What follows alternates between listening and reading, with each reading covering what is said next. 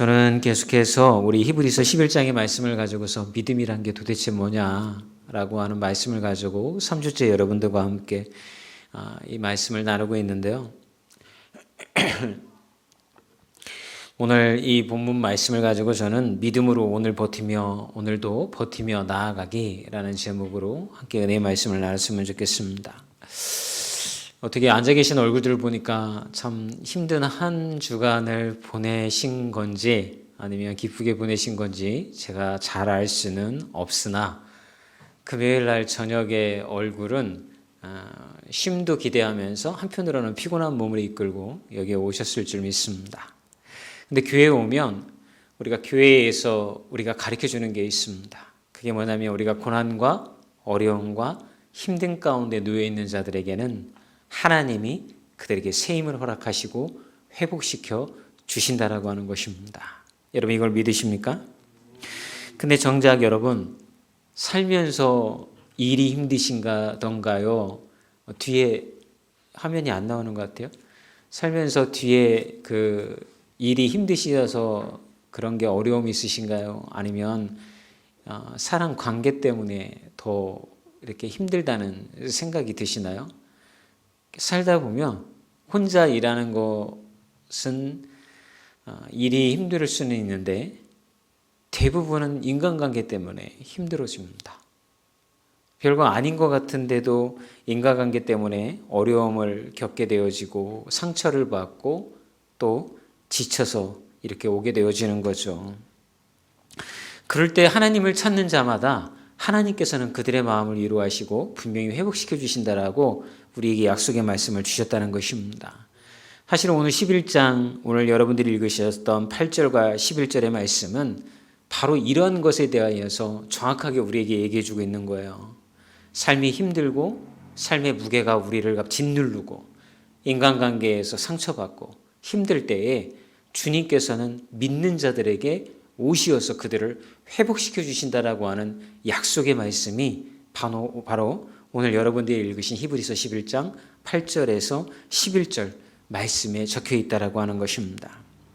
왜냐하면 오늘 본문에 나와 있는 그러한 말씀은 아브라함에 관한 말씀인데 이 아브라함은요 그의 삶이 평탄했기 때문에 그가 믿음이 있었던 것이 아니라 그의 삶도 고난이 있었고 불확실함 속에서도 하나님을 신뢰했기 때문에 그의 믿음이 더욱 빛난 믿음이었다라는 것을 우리에게 이야기해 주고 있기 때문에 그런 것입니다.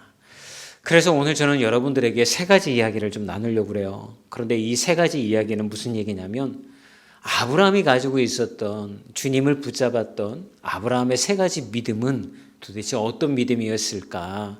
그러면서 한 가지 이 밑바닥에 깔고 가는 게 있어요. 그게 뭐냐면 근본적으로 아브라함에게는 믿음이 없었다라고 하는 것입니다. 많은 분들이 우리가 착각을 할 때 하나님이 아브라함을 부르셨을 때 그가 갈대아 우르를 떠나서 하나님이 명하신 가나안 땅으로 오잖아요. 이미 아브라함에게 믿음이 있어서 그 길을 나섰다라고 우리가 착각하기가 쉬운데 아브라함의 여정을 쭉 보면 그렇지 않아요. 아브라함은 하나님에 대한 아직 구체적인 믿음이 그에게 없었다라고 하는 거죠. 그러나 이 여정의 길을 걸어오면서 아브라함은 하나님을 알아가게 되어지고 하나님을 신뢰하게 되어지고 하나님을 만나게 되면서 그의 믿음이 형성되어집니다. 이게 왜 중요하게 되어지냐면 여러분 우리가 아브라함이 믿음이 있었던 사람이다 라고는 전제를 깔고서 그를 바라보고 나도 아브라함과 같은 믿음을 가져야겠다 라고 생각하는 순간 아브라함은 우리와는 이렇게 어떤 뭐라고 할까요? 믿음의 질이 다른 사람이다 라고 우리는 생각하는 거예요. 여러분 바울과 같은 믿음이 여러분에게 있습니까? 이삭을 바쳤던 아브라함의 믿음이 여러분에게 있습니까?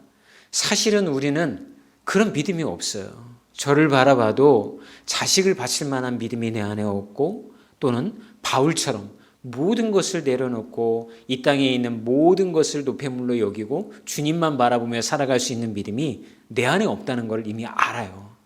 그러면 우리는 믿음의 괴리가 일어나는 거예요. 저 사람은 특별한 사람인가 보다. 나는 평범한 사람인데 아브라함과 이렇게 바알과 같은 저 수준의 믿음에 나는 이룰 수가 없는 사람이고 늘상 기도하면 어떻게 합니까? 주님 나의 믿음 없음을 용서하여 주시옵소서. 이런 생각으로 신앙생활을 하게 된단 말이에요. 그런데 우리가 아브라함이 믿음이 없었다라는 전제를 깔고 보고 하나님이 믿음 없는 아브라함을 끌고 가시면서 그에게 믿음이 완성되어질 수 있도록 데리고 가셨다라고 그렇게 바라본다면 거기에는 한 가지 소망이 생기게 되어지는 거예요. 어떤 소망이에요? 아브라함도 믿음이 없었대. 나도 믿음이 없는데 그렇다면 하나님이 아브라함처럼 나도 나의 전 인생을 통하여 끌고 가시면서 아브라함과 같은 믿음에 도달할 수 있도록 끌어당기시겠구나 라고 하는 소망이 생기게 되어지는 거예요.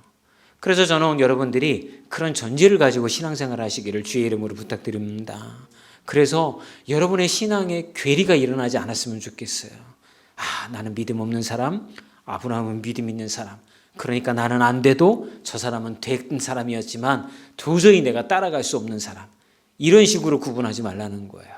아브라함도 믿음이 없었지만 나도 믿음이 없구나. 그렇지만 하나님이 아브라함을 끌고 가셨던 것처럼 나도 끌고 가시겠구나. 거기에 소망이 있구나.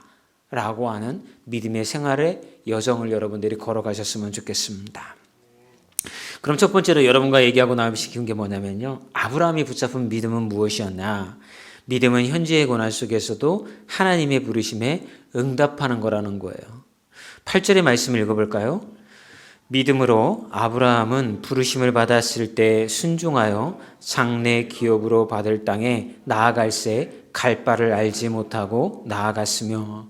만약에 제가 밑줄을 친다면 이 구절에서 밑줄 치고 싶은 게 뭐냐면요. 앞 구절은 너무나도 믿음 좋은 사람이 걸어가는 길처럼 보이는데 뒤에 나와 있는 거 뭘까요? 갈 바를 알지 못하고 나아갔다고 되어 있는 거예요. 여러분 인생에 결정할 문제가 너무 많죠. 회사 이직을 한다든가 아니면 내가 사업장을 바꾼다든가 지금 하려고 하는 일을 이직을 하려고 한다든가 집을 이사를 가려고 한다든가 애들을 대학을 우리 가정같이 대학을 보내려고 한다든가 무수히 결정할 게 많은데 여러분 그 기도 제목 가지고 하나님 앞에 나와서 기도하면 기도할 때 하나님이 동현아 너는 이번에는 지금 하던 사업을 다 접고 너는 이런 사업을 하면 내가 너에게 물질적인 복을 내려주겠다. 이 사업을 해라. 이런 응답을 주님이 주실까요? 아니면 동현아 너 자식은 이 대학에 보내면 지금은 어렵겠지만 앞으로 그 자녀의 인생이 잘 될 거야. 이런 응답을 주시는 게 있을까요? 또 하나 예를 들자면 이 회사를 다니지 말고 저 회사로 이직을 하면 내가 이직하게 해줄 테니까 너의 앞길이 탄탄대로가 되어질 것이다. 이렇게 얘기해 주시는 분이 아니라는 거예요. 하나님은 그런 식으로 한 번도 우리 삶에 가르쳐 주신 적이 없어요. 만약에 여러분들에게 그렇게 가르쳐 주신 적이 있다고 한다면 여러분들은 저보다 믿음이 더 좋은 사람이에요. 그런데 저는 평생도록 신앙생활을 해왔지만 하나님은 한 번도 저에게 그렇게 가르쳐 주신 적이 없어요.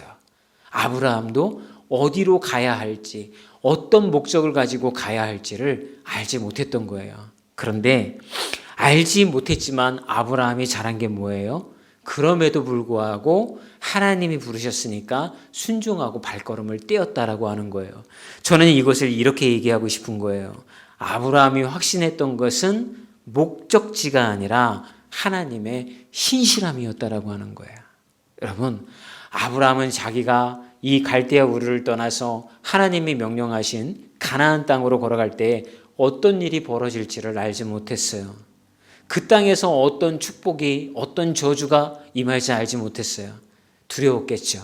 그러나 그럼에도 불구하고 안락한 모든 기반들을 다 갈대아 우르에다가 내려놓은 상태에서 그는 발걸음을 떼었어요. 그 발걸음을 떼울 수 있었던 이유는 뭘까요? 신실하신 하나님. 하나님이 나를 부르셨으니 내가 어디를 가든지 어디를 가서 어떤 고난과 어려움 가운데 놓여있다 하더라도 하나님이 나와 동행하시면서 나를 지켜주시리라고 하는 그 약속의 신실함을 믿고 아브라함은 발걸음을 뗄 수 있었다라는 거예요.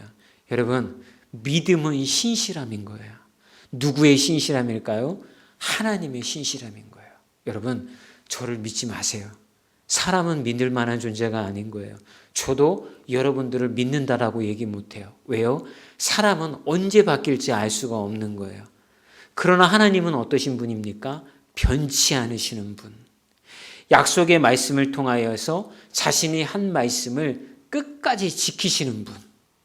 그러므로 우리가 신뢰할 수가 있는 거예요. 그래서 그 길을 걸어갈 수가 있는 거예요. 그래서 저는 여러분들이 그런 길을 걸어갔으면 좋겠습니다. 우리가 힘들고 어렵고 결정하기 힘든 상황 가운데 놓여 있다 하더라도 우리가 자신감을 가지고 발걸음을 뗄 수 있는 건 여러분, 하나님이 여러분들을 도우실 거예요. 하나님이 여러분들을 지켜주실 거예요. 그러니까 어떻게 A라는 걸 선택해야 될까? B라는 걸 선택해야 될까? 거기서 막 조마조마하면서 그러지 마세요. 어떤 걸 선택한다 하더라도 하나님이 여러분과 동행하시며 인도해 가실 거예요. 그걸 믿고 나아가는 자는요, 믿음의 길을 걸어가는 자가 될 줄 믿습니다. 그리고 그 길을 걸어가는 자들은요, 담대함이 있을 수 있는 거예요. 내가 혹시 이번 결정이 실수가 아닐까? 혹시 내가 잘못된 결정을 해서 너무나도 어려운 상황 가운데 내가 놓이게 되는 건 아닐까? 이렇게 우리는 걱정하면서 밤잠을 못 이루잖아요. 그런데 하나님은요, 우리의 실수까지도 활용하시어서 우리의 삶에 하나님의 은혜를 회복시켜 주시는 분인 거예요. 그러니까 그거를 너무 그렇게 두려워할 필요가 없다라고 하는 것입니다. 두 번째, 아브라함이 붙잡았던 믿음은 뭘까요? 믿음은 이 땅에서 나그네처럼 살며 영원한 본향을 바라보는 것입니다. 우리 9절과 10절 말씀입니다. 함께 읽어볼까요? 믿음으로 그가 이방의 땅에 있는 것 같이 약속의 땅에 거류하여 동일한 약속을 유업으로 함께 받은 이삭 및 야곱과 더불어 장막에 거하였더니 이는 그가 하나님이 계획하시고 지으실 터가 있는 성을 바랐습니다. 자, 후반부에 보니까 하나님이 계획하시고 지으실 터가 있는 성을 바랬다라고 그랬어요. 그건 뭐냐면 천국에 대한 소망이 있는 거예요. 여러분, 요즘 어디 바라보고 계세요? 여러분 정말 여러분의 마음 가운데 이렇게 천국에 대한 소망이 있어서 하나님 이 땅 가운데 내가 이렇게 힘들고 어렵게 고생하고 살아가지만 내가 돌아갈 저 본향 천국이 있기 때문에 저는 이 땅에서 주님을 위하여 어떤 어려움이 있다 하더라도 견디고 이겨내겠습니다 라고 본향을 바라보며 이겨내고 계세요? 아니면 여러분들은 주위를 바라보면서 왜 이렇게 우리 가정은 어려움이 많지? 왜 풀리지가 않지? 회복이 일어나지 않지? 자꾸 이렇게 비교하면서 그쪽만 바라보고 계세요. 어디를 바라보느냐에 따라서 우리의 믿음의 행보가 달라질 수 있는 거예요. 오늘 히브리서 11장은 우리에게 뭐라고 하냐면 제대로 바라봐야 된다라고 하는 거예요. 믿음에 관한 이야기를 하면서 믿음이 있으려면 제대로 바라봐야 된다라고 하는 거예요. 이렇게 영상을 찾아보다가 기안 84 영상 하나를 제가 보게 됐어요. 그런데 이 기안 84 다 아시죠? 네. 근데 기안 84가 인터뷰를 하면서 이야기 주제가 뭐였냐면 왜 이렇게 당신은 사사로운 것에 신경을 쓰지 않습니까? 기안 84 보면 구멍난 옷 입고 다니고 막 빵꾸난 양말 그냥 신고 다니고 막 대충 그냥 뭐든지 그냥 대충 하잖아요. 네? 그래서 기안 박사가 이제 이런 얘기를 하는 거예요. 핸드크림을 발라야 된다. 선크림을 발라야 된다. 그런 얘기를 자기한테 굉장히 방송 관계자들이 많이 이야기를 한다는 거예요. 그런데 자기는 별로 거기에 에너지를 쏟고 싶지 않다라고 하는 거예요. 그리고 옷에 대해서도 여러 가지 많이 이야기를 한대요. 지금 옷이 충분히 많대요. 옷이 많대요.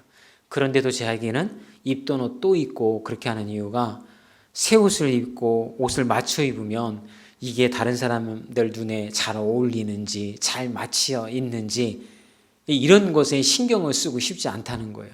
그런 거에다가 에너지를 쓰고 싶지 않다라는 거예요.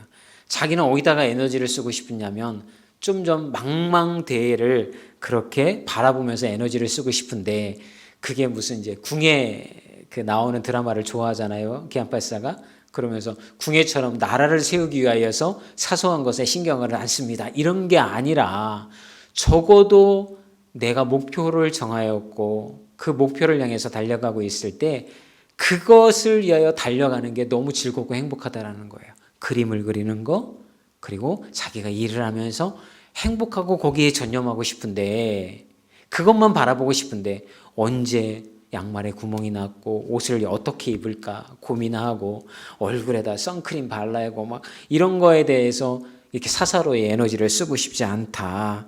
그러면서 야, 그는 어디를 바라보느냐에 따라서 사람의 생각이 달라질 수 있다. 이런 얘기를 하는 거예요. 여러분, 방향성은 굉장히 중요한 거예요. 우리의 시선이 내 삶에서 누군가 비교하고 살잖아요. 그럼 날마다 힘든 거예요. 날마다. 제가 힘들 때가 있었어요. 뭐였냐면 우리 교회 성도님들이 많지 않잖아요. 그런데 이렇게 보면 제가 아는 분들 중에 뭐 나보다 그렇게 말씀이 좋은 것 같지 않는데, 저 사람은 뭐 별로 그렇게 능력이 많은 것 같지도 않는데, 근데도 목회가 참 잘 될 때가 있어요. 그런 걸 보면 위축되는 거예요. 위축되고 내가 부족한가? 내가 기도를 하지 않아서 그런 건가? 아니면 내가 뭔가 하나님 앞에 하자가 있어서 그런 건가? 왜 하나님은 그런 복을 나에게 주시지 않을까? 이럴 때가 있다고요. 그런데 거기에서 눈을 돌려서 하나님을 바라보니까 자존감을 하나님이 회복시켜 주시는 거예요. 그러면서 하나님 앞에서는요, 숫자에 많고 적음이 대단한 게 아니다. 우리는 늘상 그런 얘기 듣잖아요. 그런데도 현실 속에서는 어때요? 숫자에 성도의 많고 적음 뭐 이런 것 때문에 자꾸 비교가 되어지는 거잖아요. 여러분, 저만 그렇습니까? 우리의 삶을 살다 보면 누군가 자꾸 비교하게 되어지는 거예요. 누군가하고 비교하면서 우리 가정은 왜 이럴까? 나는 왜 이럴까? 또 내 자녀들은 왜 이럴까? 그러니까 이런 생각만 하게 된단 말이죠. 그러면 여러분, 한 번 사는 인생인데 얼마나 비참합니까? 평생토록 비교하다가 그냥 인생 다 소진하는 거, 그런 거잖아요. 그래서 기안팔사가 후배들에게 특강을 하러 가서 이런 얘기를 하는 거예요. 하고 싶은 대로 하면서 살아라. 인생 짧다. 그러면서 뭐라고 하냐면, 내가 나이 40이 되어 보니 인생 잘 짧더라. 우리 집사님들 다 40 넘었잖아요. 예? 기안팔사가 살아왔던 인생보다 더 많이 살고 있잖아요. 그죠? 근데 우리는 아직도 어떻게 생각하냐면, 저 사람과 비교하면서 내가 나한테 이런 것도 있어야 될 것 같고 뭐 이것도 있어야 될 거, 평생 그러다가 우리는 이제 인생 끝나는 거예요. 그러니까 어디를 바라보느냐가 중요하다는 말이에요. 여러분, 거창하게 제가 여러분들에게 복음의 사명 가지고 사십시오. 본향을 바라보면서 돌아갈 천국이 있으니 사십시오. 백날 이렇게 얘기해봤자 우리가 치고받고 갈등하고 싸워야 하는 것은 어디냐면 이 땅의 현실에 발을 디디고서 내 옆에 있는 사람과 경쟁하며 어떻게 하면 저들보다 위에 올라설 수 있은가를 고민하며 살아가는 게 우리의 현실이란 말이에요. 그런 우리에게 주님은 말씀을 통해서 뭐라고 얘기를 하냐면, 거기를 바라보지 말고 하나님께서 우리에게 주신 그런 본향과 소망과 은혜를 바라보며 살아가기를 우리에게 말씀하고 계시다라고 하는 것입니다. 여러분, 우리가 바라보는 것이 달라지면 인생이 좀 달라질 수 있지 않을까요? 우리의 믿음도 조금 달라지지 않을까요? 저는 아브라함의 믿음이 바라보는 것이 달랐기 때문에 그의 인생도 달라졌다고 믿습니다. 다른 곳을 바라보는 분들이 되기를 주님의 이름으로 소망해봅니다. 마지막으로 또 얘기하고 싶은 게 뭐냐면 이제 11절의 말씀인데요. 믿음은 하나님의 신실하심을 붙들고 불가능 속에서도 소망을 가지는 거래요. 우리 11절 읽어볼게요. 시작. 믿음으로 사라 자신도 나이가 많아 단산하였으나 임신할 수 있는 능력을 얻었으니 이는 약속하신 일을 미쁘신 줄 알미라. 여러분이 잘 아시는 것처럼 사라는 아기를 낳을 수 있는 이제 그 생식 능력을 상실했잖아요. 그러니까 이제 3명의 천사가 지나가다가 아브라함이 대접을 하니까 그 중에 천사가 이렇게 얘기를 하는 거죠. 너에게 자녀가 생길 것이다. 그러니까 사라가 그 장막 뒤에 숨어가지고 이렇게 보고 있다가 그걸 들은 거예요. 그때 사라의 행동이 어땠냐면 피식 하고 웃은 거예요. 한마디로 얘기하면 비웃은 거예요. 왜 비웃었을까요? 불가능하거든. 자기 몸이 어떤지를 자기가 알고 있거든요. 여러분, 우리도 마찬가지잖아요. 믿음 생활 아무리 좋다고 해도 기적 같은 일이 우리 가정이나 우리 삶에 일어나면 좋고, 안 일어나면 뭐 그게 맞는 거고 그렇게 생각하잖아요. 근데 우리의 생각은 좀 더 어디에 많이 가 있어요? 안 되는 건 안 되는 거야. 과학적으로, 상식적으로 불가능한 건 안 되는 거야. 이렇게 생각한단 말이에요. 그런데 믿음은 여러분, 서로 여러분의 생각이 거기에 머물러 있다 하더라도 어디에 소망을 걸어야 되냐면 우리의 상식을 뛰어넘으시고 불가능 속에서도 역사하시는 하나님이 계시다라는 것을 바라보라는 거예요. 그게 우리에게 소망이 되어지는 거예요. 그러면 여러분 이렇게 얘기할 거예요. 목사님, 말씀하신 대로 안 될 것 같은 것 가운데에서 소망을 가지고 그래, 될 거야. 기도한 대로 응답이 될 거야. 그렇게 응답해 주실 거야. 하고 막 왔는데 마지막에 결론이 탁 되어나 보니까 기도한 대로 안 된 거예요. 병든 자가 병이 낫지 않고 죽고, 경제적으로 부자가 되어져야 되는데 그렇게 안 되고 파산되고, 뭐 이런 어떤 주변에서 일어나는 믿음 있는 사람들의 삶을 바라보면서 그렇지, 상식을 넘어서는 그런 일들은 일어나지 않을 거야. 우리는 이미 그렇게 생각하고 있단 말이에요.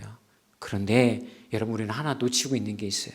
그게 뭐냐면 그 하나님에게 소망을 걸고 달려갔던 그 여정의 길 있잖아요. 그렇게 하나님을 붙잡고 막 달려가며 하나님 믿습니다, 믿습니다. 그렇게 응답해 주시면 믿습니다라고 우리가 채워왔던 믿음의 시간들이 얼마나 하나님 보시기에 고귀하고 아름다운지를 잊어버리는 거예요. 그 우리는 결과만 놓고 바라보는 거죠.